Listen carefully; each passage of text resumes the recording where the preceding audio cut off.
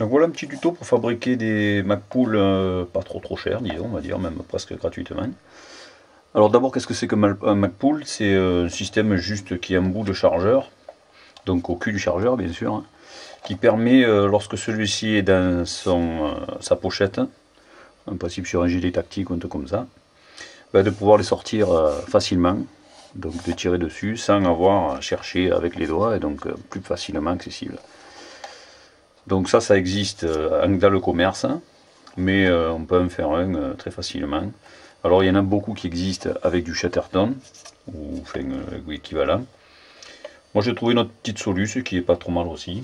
En fait c'est d'utiliser une vieille chambre à air, donc de VTT. Donc vous voyez, moi c'est vraiment une vieille, parce qu'elle a été réparée plusieurs fois. Donc chambre à air de VTT. Alors bien sûr le Magpul qu'on va faire c'est pour des chargeurs de M4, hein, M16 M4. Hein. Pour des chargeurs de G36 ou HOG, je ne suis pas persuadé que l'élasticité de la chambre à air soit assez bonne, parce que déjà pour le mettre sur le M4, donc en fait il va falloir élargir au maximum. Déjà pour le mettre sur ce genre de chargeur c'est un peu du sport on va dire. Donc je pense que sur un G36, ces chargeurs de G36 AK j'en ai pas. Et HOG je pense que c'est un peu plus difficile, enfin il faudrait que je fasse des essais. Donc là on va utiliser de la chambre à air. Alors il faudra la nettoyer d'abord un peu. On coupe à peu près une bande qui doit faire on va dire 13-14 cm. Donc tout ça pour obtenir, donc voilà je coupe à peu près, là j'avais tracé.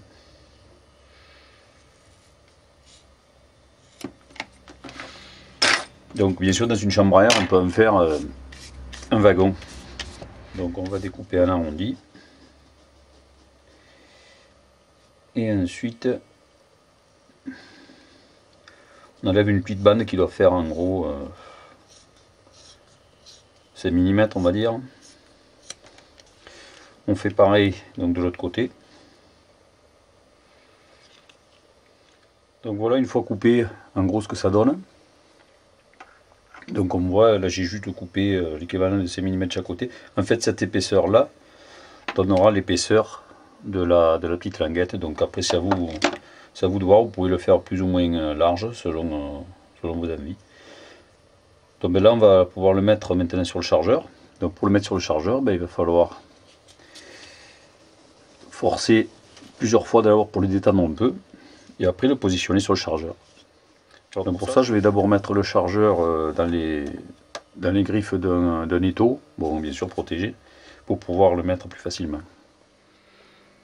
Donc voilà, j'ai pris un chargeur d'une 4, donc c'est un iCap. Donc je l'ai mis sur un étau, bon j'ai protégé, j'ai pas trop serré en fait, ça bouge, donc c'est juste pour le tenir.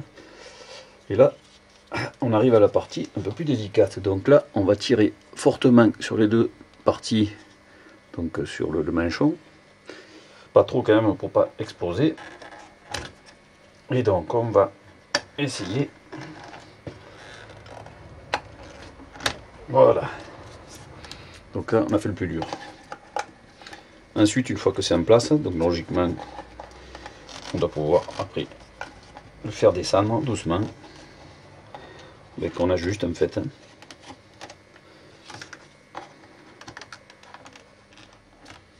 Donc voilà ce que ça donne une fois que j'ai mis en place. Donc le côté, comme c'est un iCap avec la molette ici, pour dégager le maximum la molette, j'ai fait affleurer juste ce côté-là. Là, le côté qui va en fait nous servir de sangle, hein. Je l'ai mis un peu débordant, donc ça protège en plus les angles du chargeur. Donc une fois qu'on a fait ça, on va prendre avec un ciseau, on va couper ici. Pour l'affleurer au chargeur. Et bien en fait maintenant donc le retour, on peut le positionner là en attendant juste pour voir ce que ça va donner. Donc voilà en fait un final, ce que ça donnera. Donc là on peut le sortir. Donc voilà en fait ce que ça donnera final. Alors bien sûr là ce qu'on va faire, on va coller avec de la néoprène. Donc on va mettre, d'abord on va dégraisser, un petit coup de papier vert. Alors bon, moi j'ai utilisé carrément un kit pour rustine, hein, puisque c'est de la chambre à air. Donc un petit coup un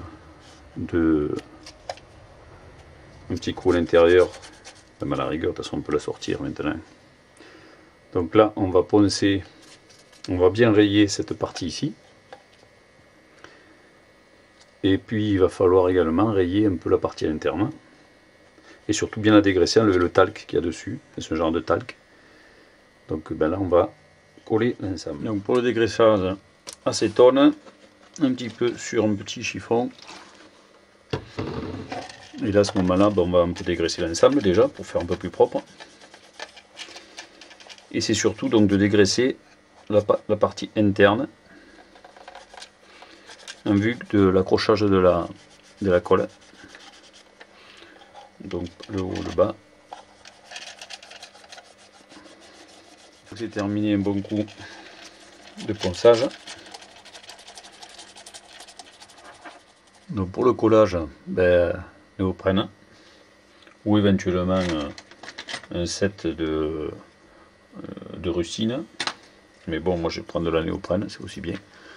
Donc ben là on a rebroussé un des deux côtés. On va faire un peu, on va mettre un peu là. On va attendre 5 minutes et on collera là, on les mettra en contact les deux. Donc voilà, au bout de 5 à 10 minutes, on va pouvoir le mettre comme il faut. On appuie bien. Donc là, bien sûr, on va pouvoir le faire descendre un peu. Donc on appuie fortement. Et l'idéal, même ça sera de le mettre dans une presse pendant 2 ou 3 minutes de plus. Donc là, maintenant on va faire le bas. Donc il suffit de relever. Un petit coup d'acétone pour dégraisser. Donc même chose, on prend un peu de colle et on fait la même chose en bas. Voilà. Et on va laisser 5 à 10 minutes et ça sera terminé. Et voilà, j'ai patienté 5 minutes, 5-10 minutes. Là maintenant, la deuxième partie. Et on appuie fortement.